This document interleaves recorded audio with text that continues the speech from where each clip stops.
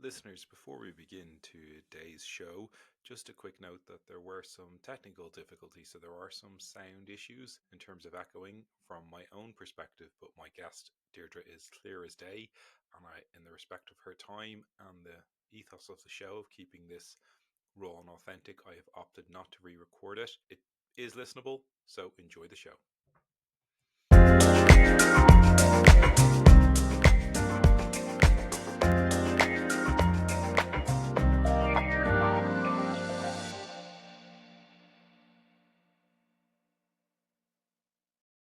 Head of sales for the UK at Cargo's, but she's had a stellar career beforehand, holding individual contributor roles and leadership roles in both Salesforce and LinkedIn. In addition to that, she's also an accomplished executive coach, helping people to perform their best at every level within the business. Today, we're going to learn about Deirdre's career journey, her experiences and philosophies in leadership, and what her outlook is for AI in the future of sales. Deirdre, warm welcome to the show. Thank you. I'm completely blushing. Well, it's all true. And Deirdre, it's a pleasure to have you on today. But let's jump straight in. You've had a really dynamic career, one that I personally find inspiring in Salesforce and LinkedIn, and now you're leading in Cargo's. What have been the pivotal moments in your career when you look back, last kind of 20 years or so and say, these 1, 2, 3 moments were the ones that helped me get to where Question. Yeah, I think one of the first ones when I came out of college, I worked in Germany initially, and I was there for a couple of years. I came back to Ireland. It was during the .com crash at the time. There was no jobs in tech, and I worked as a trainee district manager for a German supermarket just to do something. And I did that for about 4 or 5 months. Not on my LinkedIn profile. And then I saw a job advertised for Salesforce in the newspaper, and I went for it. And there was 250 people went for 5 roles at the time.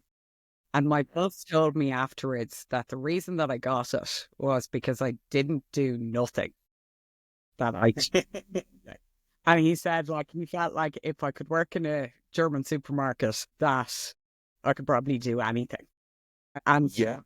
so that was like searching in Salesforce, definitely a pivotal moment for me. I think that probably gave me the brand of this is somebody who'll do anything, who'll put her hand to anything. And I started in Salesforce when it was very small. There was 25 people in Dublin, 250 people globally. So I had amazing opportunities that came out of that. So that's probably number one, seeing that job in the newspaper, going for it, and then getting it because of something that I never thought would have any impact on me getting it. Probably the next one was my move to sales, which Okay. about 4 years later, which kind of came through a jokey conversation with the sales leader at the time, where I was probably implying that salespeople, couldn't do anything without consultants helping them. I was in consulting at the time, and he asked me would I like a job in the sales team, and I thought he must have headcount issues. And, back to me a few days later and he said, did you think about it anymore? And I went, oh, you're serious. And then I did seriously think about it, and I moved to sales and I loved it and I never turned back. So that was, probably number 2. Then number 3. What about the jump from IC to leadership? So that came another few years later. I'd actually left Salesforce. I left Salesforce and went to Ballymaloe, studied cooking for 3 months. And when I left Salesforce, everyone said, like, are you mad? Don't leave. Like, you're going to come back. And I was kind of determined I wasn't going to come back at that point. So I was like, no, I'm leaving. I wanted a sabbatical. You wouldn't give me a sabbatical. I'm leaving. And then I was offered a management role about 6 months later, around the time that I was starting to look again. And I came back into that role. While I look back at that role as a kind of interesting role because I managed the team that sold services, so sold implementations in Salesforce to our customers. It was a really tough job. It was like one where nobody liked us because the salespeople hated that you were adding something on to the license cost. Customers kind of hated it too. And, like often if anything went wrong with the implementations, they'd come back to me and my team to try and fix it. So it was a really tough job. It definitely was my least favorite 16 years at Salesforce, but I learned a lot. And I've been in management since, and that's I think 16 years ago. Yeah. That's, it's really fascinating to kind of hear that because, Salesforce is this global behemoth today employing 80,000 people and you were in the first 250 globally. It's kind of hard to really get your head around that. I can imagine though that, as you say, was your least favorite management role or role in general, but it probably gave you a lot of life lessons dealing with kind of customers coming back and stakeholder management. Do you see a value in having done that role when you look back? Look, like completely, in terms of cross-functional collaboration, my team spanned across Europe. So we were like supporting all the sales teams in Europe, working with so many different counterparts and then working with customers at the same time. Like, so it was, there was a lot of collaboration that needed to happen. I learned a lot from it. I also had some consultants on the team as well, so some incredibly technical people. Yeah. But it was like, and probably a lesson in itself in like, you don't need to know everything that they need. But yeah, I mean, I'd like a ton of lessons learned in that role. And it definitely stood to me because my next role that I moved into after that was running the enablement team across Europe at Salesforce. And the connections that I built were the ones who supported me in that move. Brilliant. So I didn't actually know you were in enablement. And how long did you spend there before you came back to sales leadership? 5 years. Okay, wow. I mean, it's such like I did loads of things at Salesforce. I was incredibly lucky. Yeah. I don't know that people would have that same opportunity in a company of that size now. Like it is now, but obviously it was pretty small when I started. So, but it's wonderful that you did, and that smaller company is out there for somebody if they want to go and look for it as well. And it was wonderful that you had kind of good sponsorship around it and strong relationships. And a common theme I'm hearing, talking to people on the show is relationships so important. And I wish I nurtured this one better, and I'm so glad I did with that one because it's stood to me. It's a very, very common theme in terms of success in a person's career. But then what brought about the decision to kind of move on to LinkedIn? Was it you'd seen it all, done it all kind of thing, or how did that come about? Probably a few different things. I had 2 children in my last couple of years in Salesforce. So I was kind of at a point where I was going, okay, I don't know what's left for me to do. But also the commute to Sandyford wasn't helping. I live in Dublin 8. And I think I kind of felt like it was time for something new. I also was doing a lot of interviewing of people at the time. And people regularly ask me how long I've been at Salesforce. And when I'd say 15, 16 years, the look of like almost pity, well, it made me question, like, is it time to leave? And there was very little opportunity to kind of move up at the time as well. So there was a bit of change happening, and I just thought, you know what, now's a really good time to leave. And I was looking around a little bit, but I was contacted by somebody in LinkedIn. I'd interviewed there years before that, but I was contacted by somebody in LinkedIn to lead their LinkedIn learning sales teams for a number of markets across Europe. Learning is like something that's super passionate, that I'm super yeah. So I just thought, like, this is actually interesting. I wouldn't have been maybe as interested in other LinkedIn products. Learning, I was like, actually, this is something that I could feel like a passion for. And yeah, and I went for it, and it was definitely a big move. I felt pretty institutionalized after 16 years at Salesforce, but there was a number of times over the first few months that I was in meetings that I mentioned Salesforce instead of LinkedIn. But yeah, it was a great move, and it built an awful lot there. It was quite small. The LinkedIn learning team was pretty small when I started, and I had markets that I hadn't ever sold to before in a kind of licensed sales way. Yes. Yeah. Services team. So it was pretty interesting. That's brilliant. And then just because, learning is a lifelong passion of my own as well. Any kind of little tidbits for daily learning or anything that, you can share with people to help them expand their knowledge that works for Deirdre? So I think one of the, I can't remember his name. Is it James Clear, who wrote Atomic Habits? It is, yeah, yeah. Like getting 1% better every day. That's something that I try to give myself like a little bit of grace with when I feel like, well, like you haven't learned much. Like if I, just put a little bit of time in. I'm trying to teach myself piano again at the moment. And I feel like I'm like literally, probably getting 15 minutes a couple of times a week. But, like I can see myself slowly progressing. And Yeah. I kind of mark that progression. And like there's something in that to me. Like there's, just a There really is. And he likes to say consistency beats intensity all the time. And it's so true. I've been all my life until the last couple of years, a little bit overweight, a little bit out of shape. And just by going, right, what's the one thing I can do? The lovely book that goes hand in hand with that I would totally recommend is Fate to Change by Katie Melkman. And she brings up the concept of what they call temptation bundling, which is if you're going to the gym, you do bring your headphones, but you listen to your audiobook instead. And there you can enjoy your audiobook while you do your workout. I mean, there are other ways of doing temptation bundling, but she also says don't beat yourself up. If, as you say, you only get 15 minutes a week, that's half an hour every week that you may not have otherwise to improve on something that you're passionate about. And it's great that you're doing something that is passionate, that you're passionate about. Unquestionably a lady that likes a challenge, trying to relearn the piano. Oh, like I did piano when I was a kid, but like hadn't touched one in quite a while. I hear you. I used to play water polo and I only started back swimming last year and I look like a beached whale that's been harpooned when I try and swim. It's funny the things that you might have been good at, but if you don't practice, it goes away. Everything is just that muscle that, for any learning that you need to like just put the time in and it'll come back. Yeah, there's no shortcut to it. But tell me, you quite passionate, I know, from females you've managed over the years that, about advancing women in tech and sales.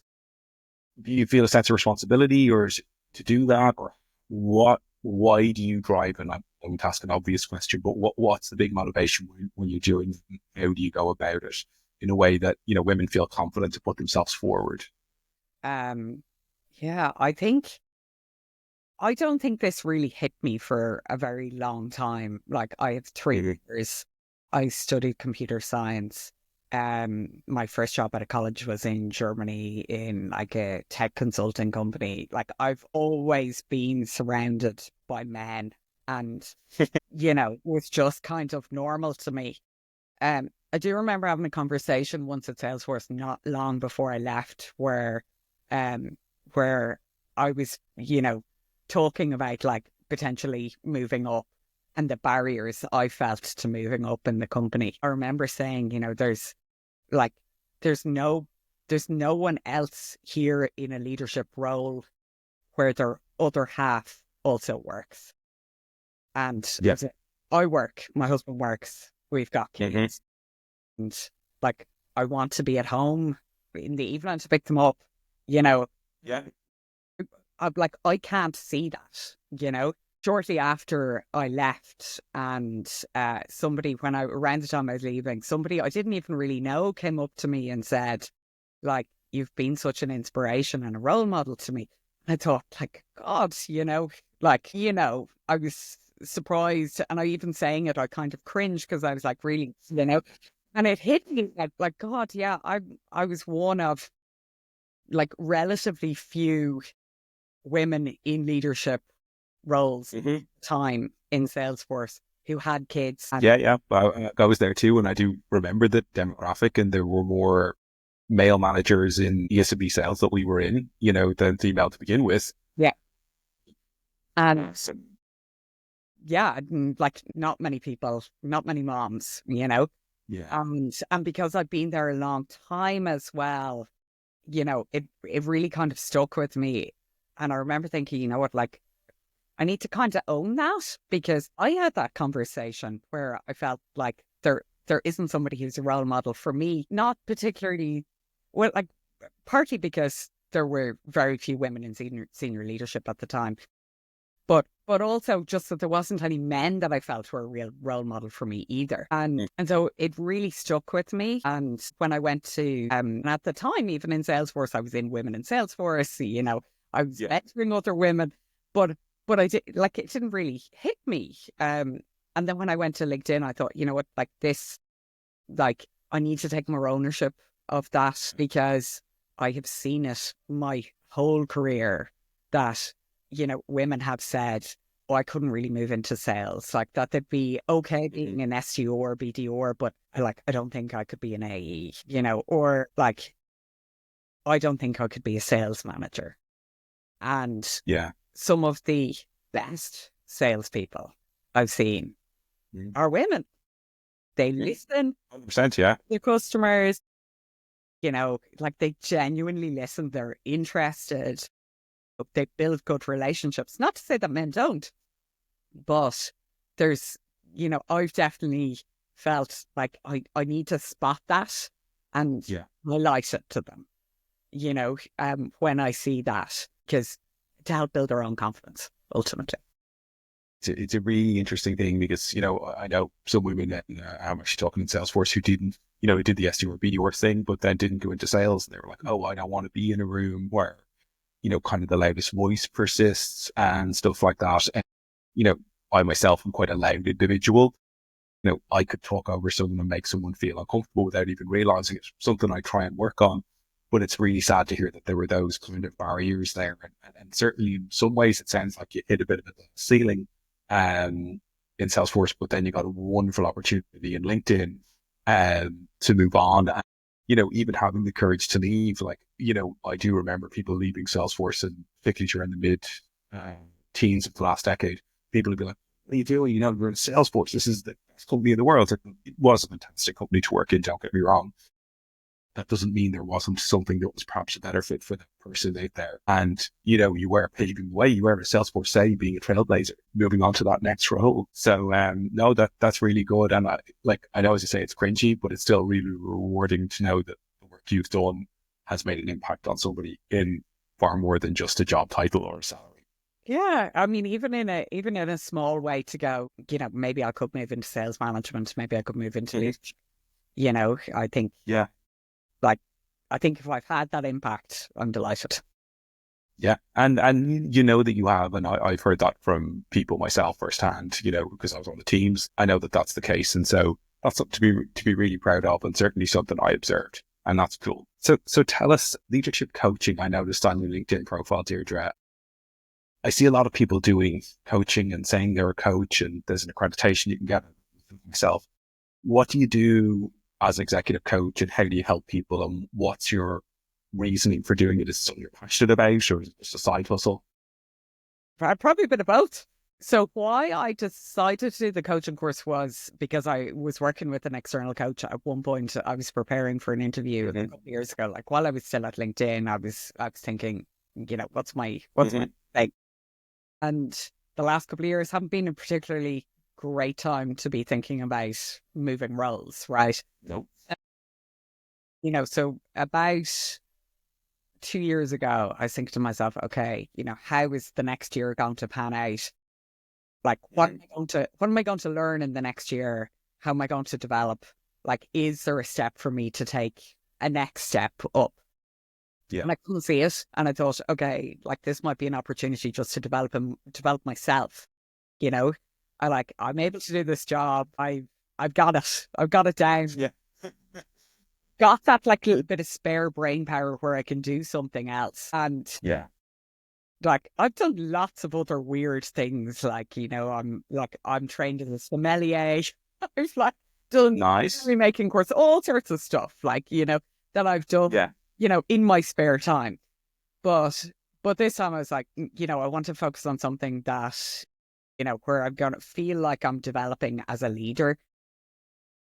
I've, you know, 5 years in sales enablement back then when, but like managing people for 15 years. It wasn't 15 years when I started the course, but that I thought to myself, you know, like coaching, that'd be an interesting thing to learn more about.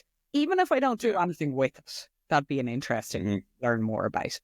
I looked into courses, and the course in Smurfit sounded really interesting. It's a huge amount of work, the course in Smurfit. It's like 90 hours of coaching, but I loved it.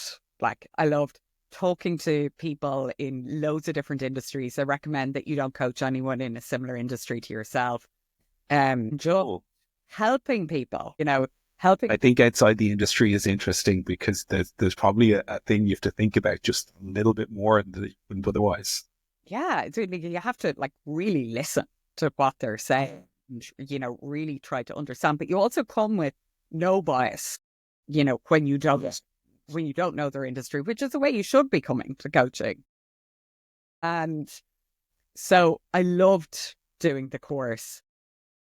After doing the course, I set up my own business, but I'd been made redundant from LinkedIn towards the end of finishing up the course. So I'll set up my own business. I'll do a little bit of coaching on the side. Still do a little bit of coaching on the side. I really enjoy it. I enjoy speaking to people. Again, different industries, like with different challenges, and being there as that kind of support, being there as that person who really genuinely only wants the best for them. And best for them is sometimes noticing patterns that they have that are not great for their career. Yeah. The best for them is sometimes listening to them vent and, let that out to somebody who isn't going to say, Peter, you hate that job. Why don't you quit? Or bring them on the journey of realization. Yeah, and so it's like just really feel it's a complete privilege. I very much enjoy it. Yeah.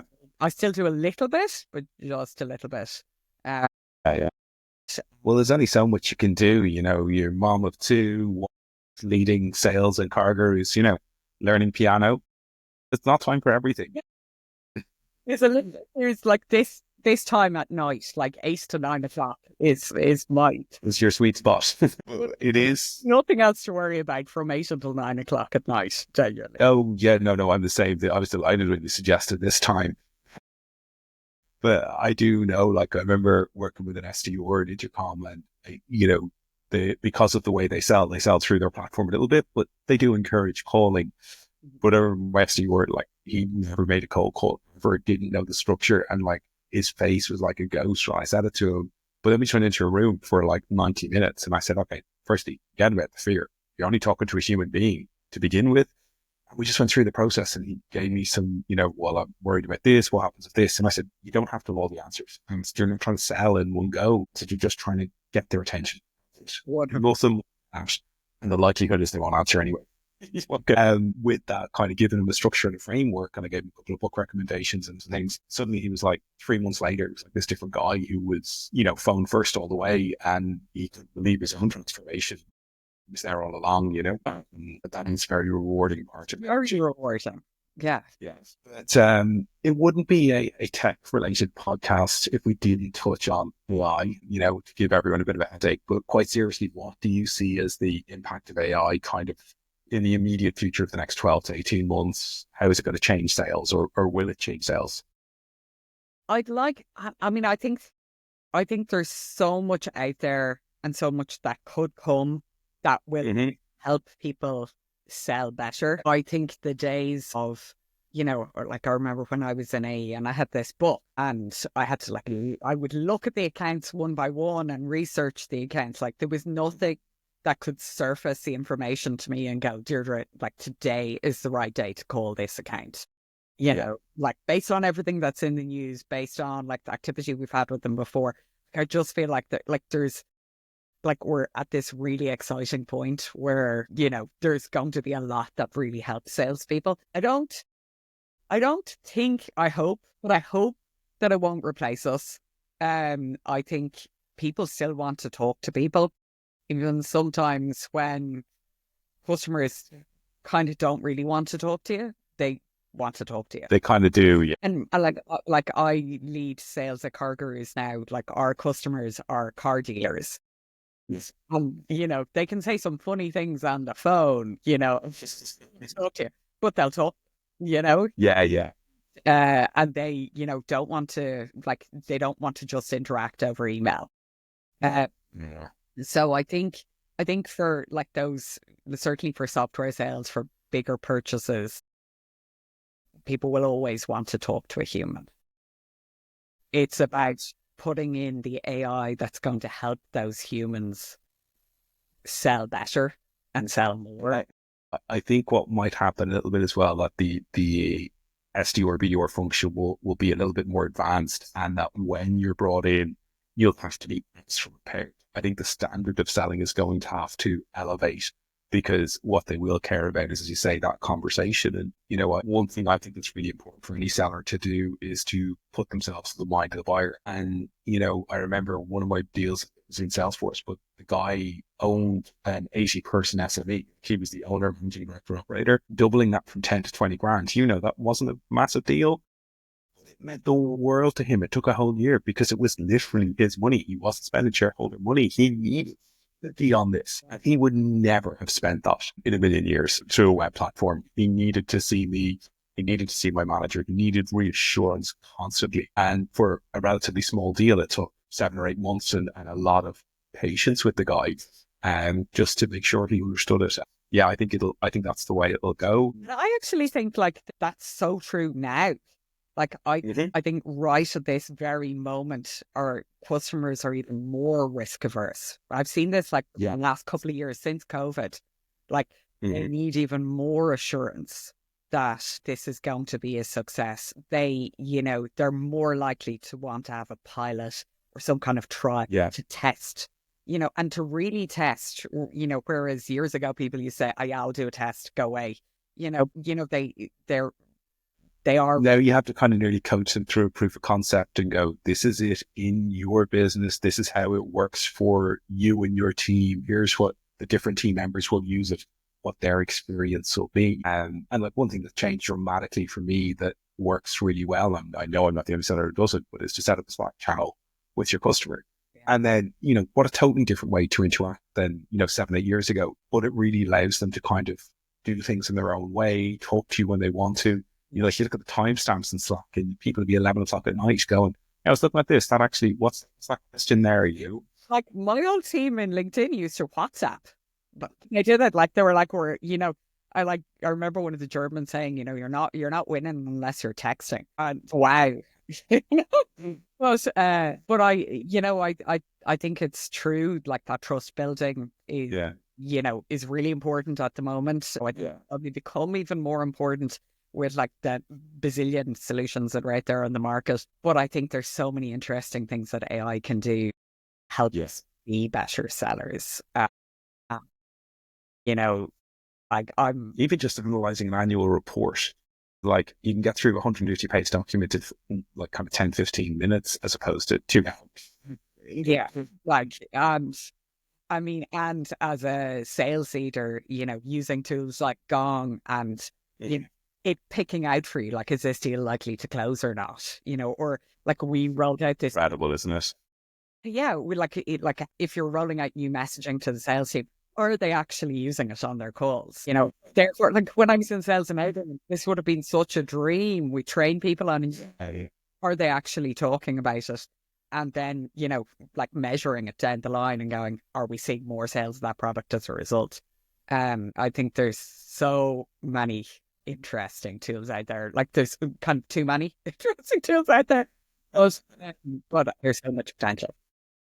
Yeah, I think some of those companies will merge and stuff, and they'll dissolve, because I think we really need to know that AI is just in its infancy right now. It's certainly in the generative perspective, because it's just so new. I don't think we're fully ready for it, but we're still finding where it can help us in the best ways possible.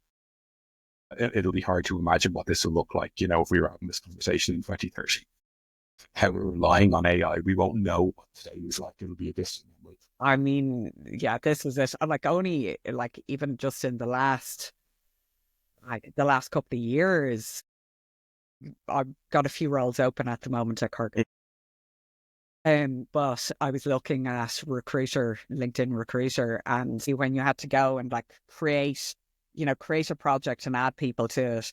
You know, now I go in and it says, you know, these are people who are like the other profiles that you might want to add. You've hired. You know? It's like there's so much smart stuff coming that's just going to help us be better. Again, when I saw that, I was like, I don't need to wait for the recruiter to add people to the project anymore. I can just go and mess with these people.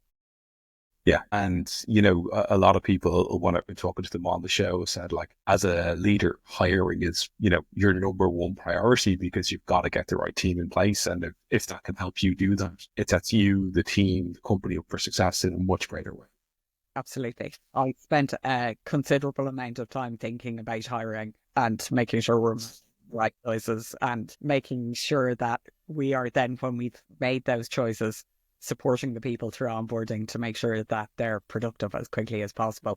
It's kind of in my DNA, having been in sales enablement, but the recruiting part is vital. Yeah, it really is. Well, Deirdre, look, thank you very, very much. Before I let you go off the show, we do like to incorporate the whole person. A little bit about Deirdre on the weekends. Are you a hiker, a mountain biker? What's your hobby beyond the piano? Well, like food and drink is I love cooking. Make from scratch? Yeah, like most things from scratch. I spent 3 months in Malou. It's quite a while ago now, I think 15 years ago. Good white. Skiing the week after next, which I'm very excited about. And it'll be my second time bringing the kids skiing. So look, bit outdoors. I cycle everywhere. So, if you're ever going to spot me anywhere in Dublin, it's probably somewhere on my bike. Yeah, cool. I'd be a big wine person as well. And I drive to France for the summer holidays, and someone said to me, "Oh, you're going on your annual wine pilgrimage." And I'm like, "Oh God, that doesn't sound great." But I load the car, there's no limit coming home, personal use. You're right too. If I didn't get horrendously seasick, I'd be doing the same. I take seasick tablets and stay in the cabin the whole time. My wife has to look after the kids. It's the worst 18 hours of my life, twice a year. Yeah, it's worth it. Yeah, exactly.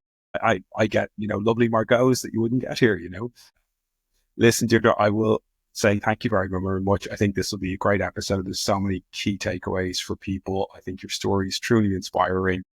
You're a wonderful advocate for people, and that's the true sign of a quality leader, is someone who's trying to elevate people who are moving up to where they are, and you do that time and again. So thank you for that on behalf of everyone. Thank you for being on the show today. Thank you so much, Peter.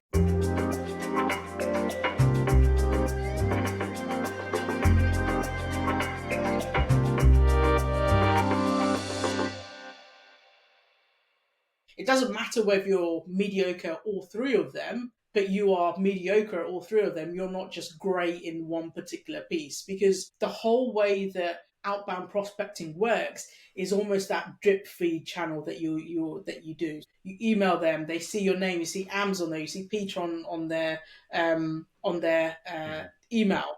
Then you give them a call. Okay, they might not answer. You can leave them a voicemail. Hey, it's Peter. Just drop you an email. Just give me a quick reply back. So you signal them back to your email. Then you add them on LinkedIn, and you kind of go through that process. So it's kind of the drip feed through there. And once you start becoming better at all three of those, that's when you really start to see the results.